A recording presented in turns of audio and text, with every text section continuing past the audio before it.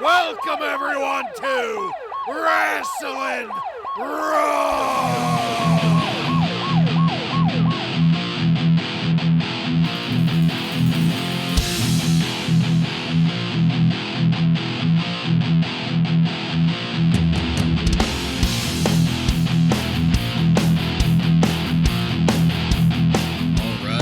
Listening to Wrasslin Raw, the podcast that takes you back to when the World Wrestling Federation developed a little bit of an attitude. Thank you for joining us. You're here with Ryan Arico.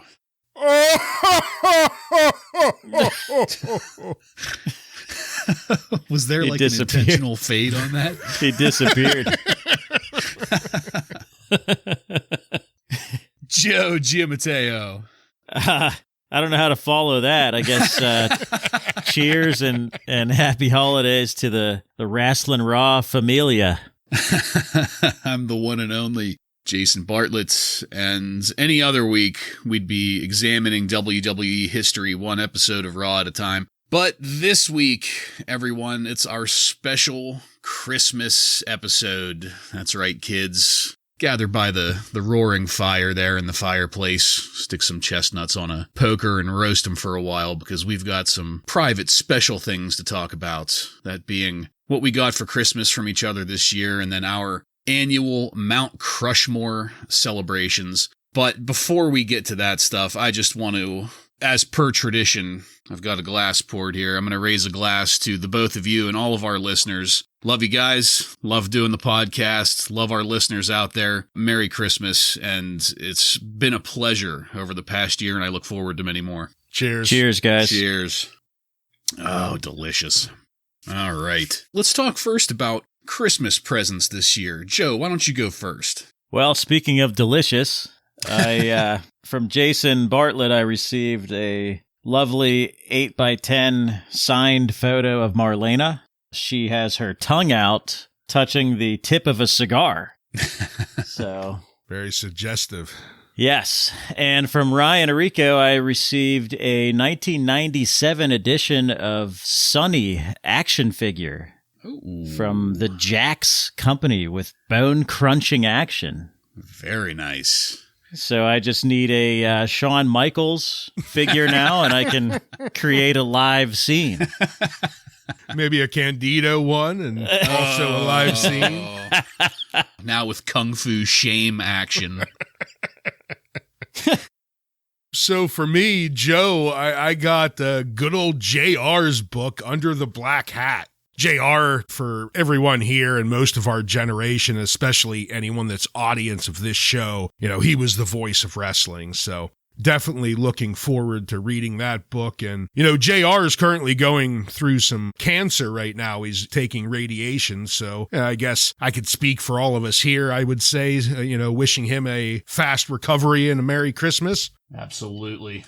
Yes. And from Bartlett, staying with your theme of getting me a signed glossy of a terrible failed gimmick of someone who will become a jobber and then eventually ejected from the WWF completely, you got me a signed picture of Aldo Montoya. It's a promo shot of him from his one and only 96 pay-per-view, the Royal Rumble, where he lasted 2 minutes before he was tossed out by Tatanka. Wow. Man. It went right up on the wall at work next to the other ones. So thank you very much, guys. It was shipped in from Portugal, too, I assume. Yeah. I find that just hilarious. Like, okay, so what's the high point of your career? Well, I got to be in the 96 Royal Rumble. Oh, really? Yeah, but I only lasted 2 minutes and I was eliminated by Tatanka. Tatanka? 1996? Tatanka? Well, from Joseph, I got a fantastic copy of the book, Chris Candido, No Gimmicks Needed, written by John Cosper and Johnny Candido, and I can't wait to dig into this guy. He's up next in my reading schedule, and just skimming through it and seeing some of the photographs, this is going to be one hell of a ride to watch. I love Chris Candido, or one hell of a ride to read, excuse me. I love Chris Candido, and I'm looking forward to finding out more about his background, like, pre-WWF, and just the things that went on that how did he meet Sunny? Was she a psychotic bitch even then? These are the things that I hope to find out. And from Ryan, I got a complete set of the Warrior comic books. That's right, folks, all 5 issues. And I gotta admit, I'm a little intimidated. I don't know if you've ever seen the cover of issue 1, but it is the Warrior screaming straight at us. And I can't bear to take it out of the plastic just yet to read it because I'm afraid I might become victim to destrucity. Well, I mean, it's bound to happen. It'll only make me a better person in the long run, but yeah, excellent gifts. Again, this has become one of my favorite all-time Christmas traditions. I really enjoy the challenge of finding just the right autographed 8x10 glossies for you guys. And thank you guys. Yeah, blast. A lot of fun. Yes, all excellent gifts. How, Joe, if I might ask, since the theme with the photos there has been like one diva per year, one diva that has showed up per year, you've got Jackie, then Sunny, and now Marlena, how are you going to be like ranking those on your shelves? I do need to figure something out with that. I got to find a way to arrange them and prepare for future photos as well. Yeah. But as far as the way they're tiered, I'd put Sunny number 1, Marlena 2, and Jackie 3. But yeah, I mean, or just how about 1A, 1B, 1C? There you go. 1 double D. Well, I mean, I had that the Marlena one on hand a while to hand it over from Bartlett to Joe, and yeah, quite an image. Yeah. So, in case you're wondering what that residue is, Joe, spent too much time with Ryan. All right, gentlemen, let's get to our Mount Crushmores. Now, for a brief explanation to our new listeners, what we like to do is present each other with our Mount Crushmores. You've all heard the old phrase of my personal Mount Rushmore, meaning the 4 people that you would put as the top tier of any given category. Well, since we started this in 1993 and we were just so lucky to witness part of Crush's career there, we decided to keep things nice and brief and stick to the Mount Crushmore, which is just a subpar list, much like the man himself. And it's a surprise. Joe doesn't know what I'm getting you guys. Ryan doesn't know what Joe's getting us, and apply that across the board. Just for the record, Crush did make an appearance in that first episode as my worst gimmick of all time. And, that bears noting, too, is that these can be top 3 worst, top 3 best. These can be people. These can be events. These can be stables. There's no real limit on this. It's just a list of 3. So I do believe this year it's my turn to go first. So, gentlemen, this is inspired from the recent unpleasantness that we've been getting out of the WWF in 1996, I had to go with the top 3 dumbest tag teams of all time that I liked anyway. There's a lot of them. Yes. Techno Team 2000.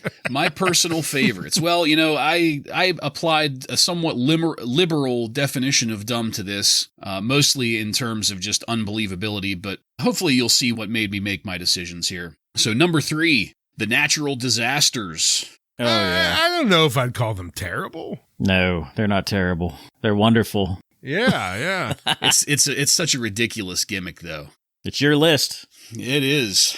So consisting of Earthquake and Typhoon, the Natural Disasters is a gimmick that I just had to get behind. I had already been a fan of Earthquake, but adding Typhoon to the mix and calling the team the Natural Disasters was what made me mark out hard.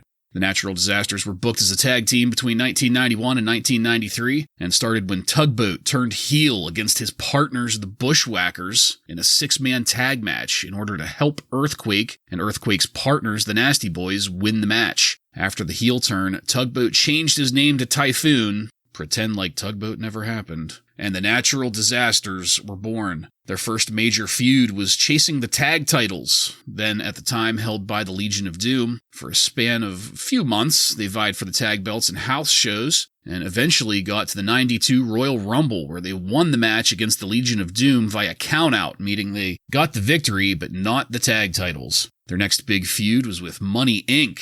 That's the $1 Million Man Ted DiBiase and Erwin R. Shyster. Through a series of events with manager Jimmy Hart, who managed both Money Inc. and the Natural Disasters, Earthquake and Typhoon were able to turn babyface and eventually won the tag team titles from Money Inc. on July 20th, 1992. This was the one and only time they were champions, as they lost the titles to Money Inc. that following October of 1992, and then slowly began getting phased out of the tag division. Their last pay-per-view match as a tag team was at the 1992 Survivor Series, getting eliminated by, you guessed it, Money Inc.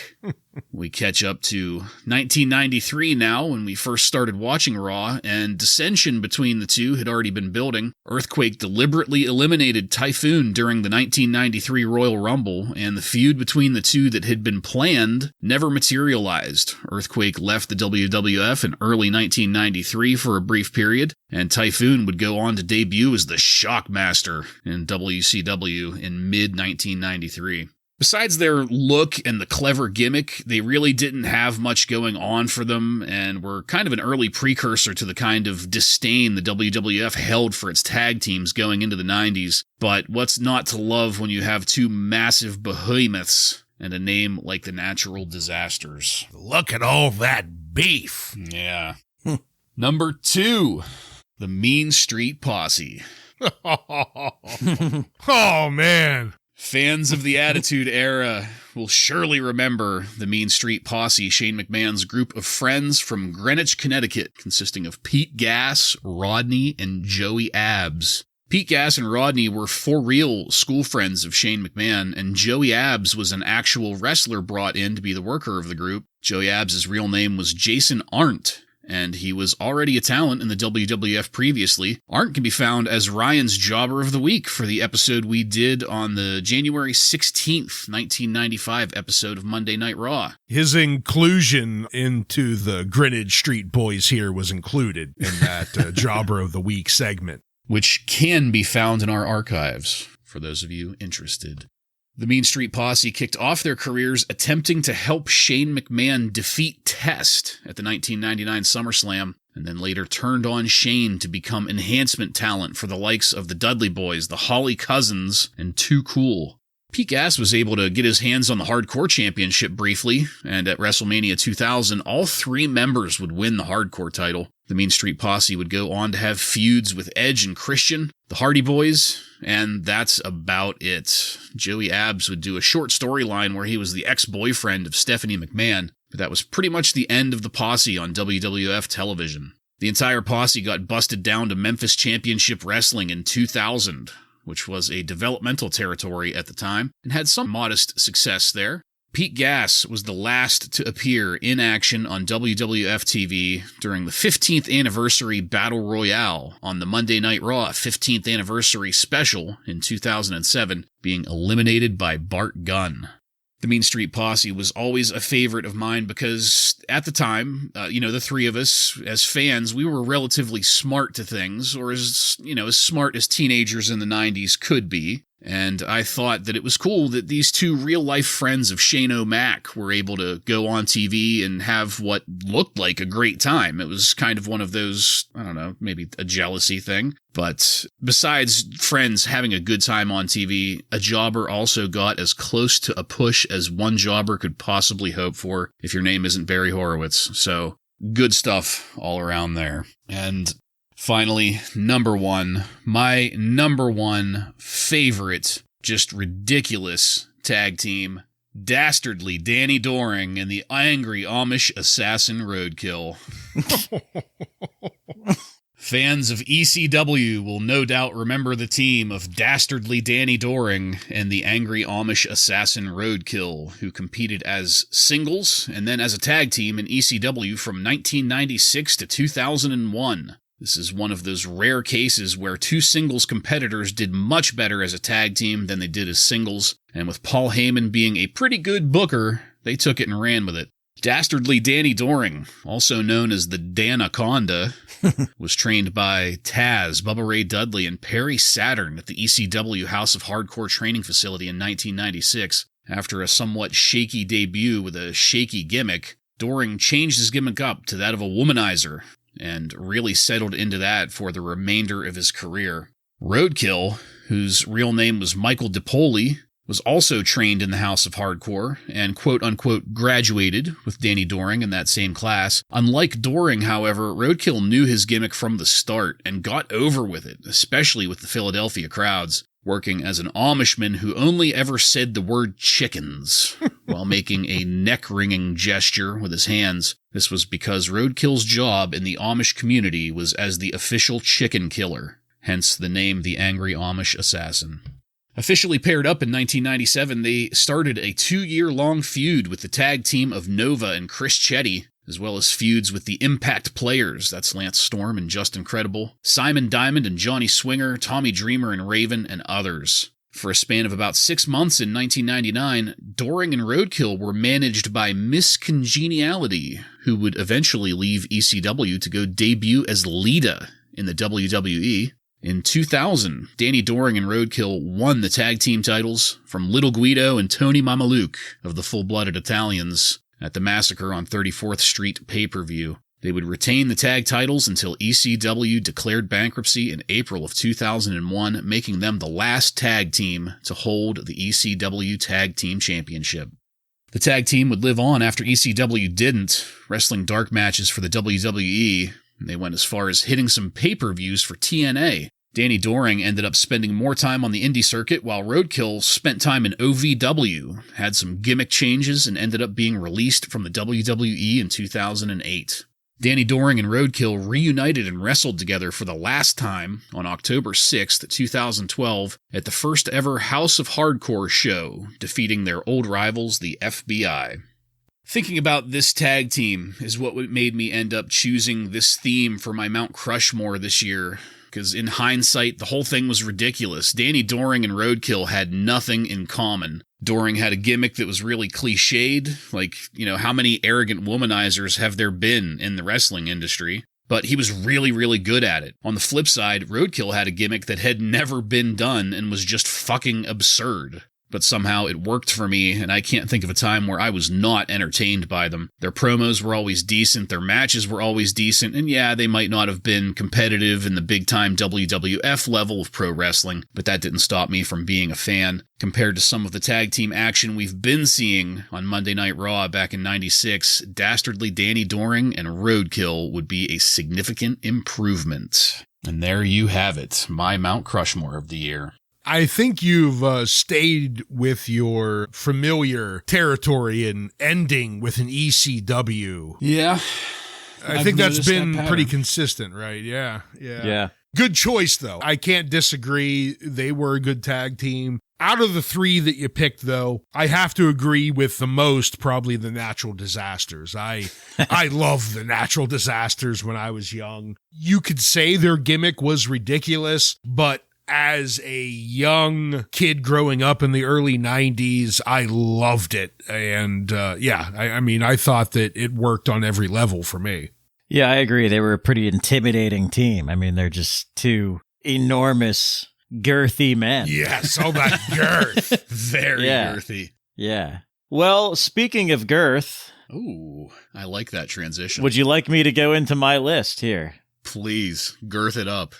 So I did something different this year. I stayed within the Wrasslin Raw time frame, and I've decided to reveal my top 3 worst gimmicks that we have seen so far on Wrasslin Raw.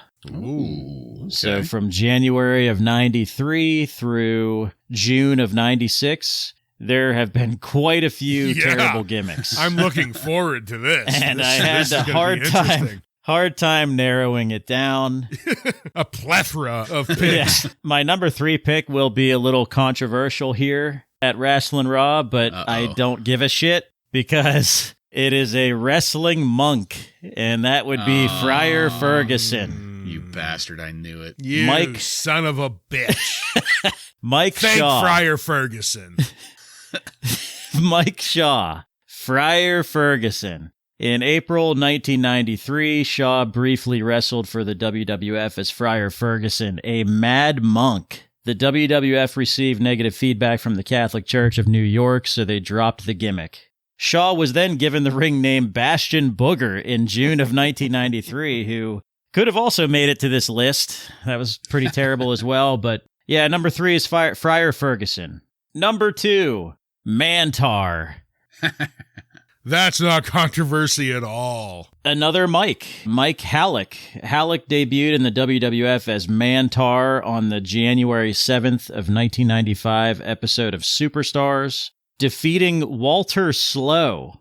The Mantar character was that of a Minotaur who charged, trampled, and mooed at opponents. Mantar made his last appearance as a lumberjack at In Your House 2 on July 23rd, 95. Halleck returned in April of 1996 to play the role of Gold Dust's bodyguard at In Your House 7, which we just saw. And guys, number 1, it is the Christmas season. And number 1 worst gimmick that we have seen so far is Xanta Klaus. Balls Mahoney himself. Balls Mahoney, which, Ryan, you featured as a Jobber of the Week for us this year. Xanta Klaus appeared at In Your House 5 Seasons Beatings in December of 1995. While Savio Vega and Santa Claus were handing out presents to fans, heel manager Ted DiBiase proclaimed that everybody has a price, even Santa. Oh, God. As Savio Vega argued with Ted DiBiase, Santa jumped Vega from behind and attacked him. DiBiase then introduced this warped Santa as Xanta Klaus from the South Pole, who steals presents. And a black beard. Xanta Klaus only made a couple more appearances after this event before never being mentioned again. We'll pretend it never happened. Yeah, tough list, guys. I mean, we had a fucking dentist. Yeah. We had Max Moon. Remember Max Moon? Yeah. Yeah. All of Al Snow's shitty gimmicks, Avatar, Shinobi. Garbage Man. Yeah, those are my top 3, Garbage though. Man. Ooh.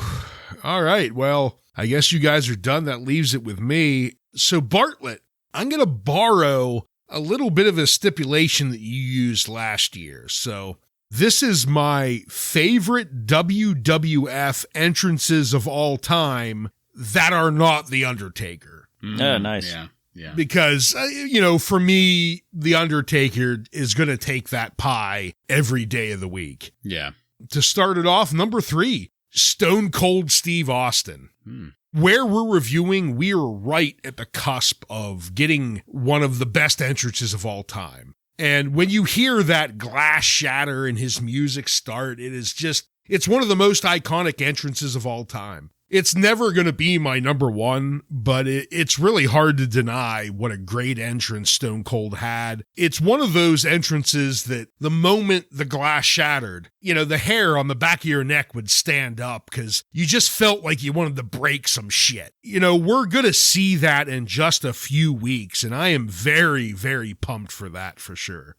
My number 2, this next one, it's going to be kind of funny based on what we've been talking about the last couple weeks, but my number 2 is The Ultimate Warrior.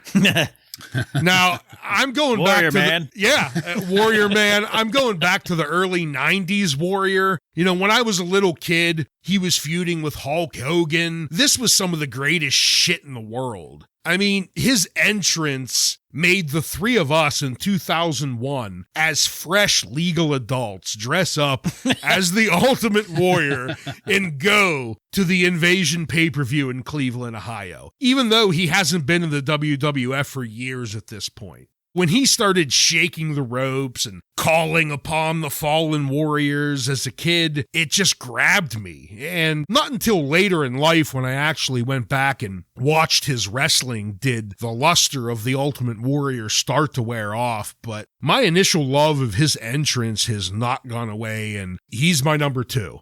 Number 1. My number 1 favorite WWF entrance of all time that is not The Undertaker is... It's time to play the game.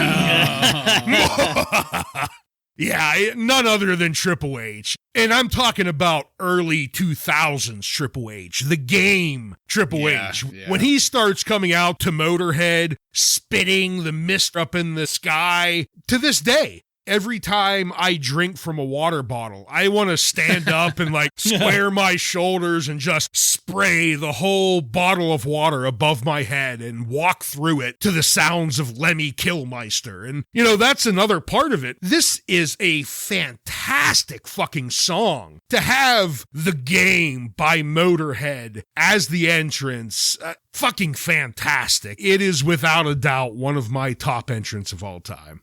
Yeah, the thing in common with those three is just great songs. Yeah. Great songs that as soon as they hit, they could hit unexpectedly, or even if you are expecting the guy to come out, it's still awesome. Mm-hmm. The moment you hear it, you're just pumped. Yeah, it's something you don't see with wrestling now with too many guys, really. Yeah. Mm-hmm. It's that music. They all have chugging riffs too. I mean, Yeah. Warrior's off a little bit because he's an earlier time that he must have not discovered drop D tuning in wrestling until probably about 1996, Joe, 97. And I love The Game, but I also loved Triple H's song that he had before that, too. It was like the guys that did the DX song. Okay. Yeah. And then he had another one by Motorhead, the King of Kings. That one's which pretty is good, also too. pretty good. Yeah, like they're all great. But The Game on itself, if you take it away from it being a wrestling theme, is a excellent song on its own right. Yeah. Yeah. I think the whole thing is just a greater testament to just what kind of great taste Paul Levesque has. I mean, his taste in wrestling, his taste in music, his taste in women. Immaculate. It's just a shame we have to be going through his fucking burial right now. Yeah. Yep. Well, it's all part of the business, I Yep. suppose. Everything's fun and games until you get to take revenge by marrying your boss's daughter.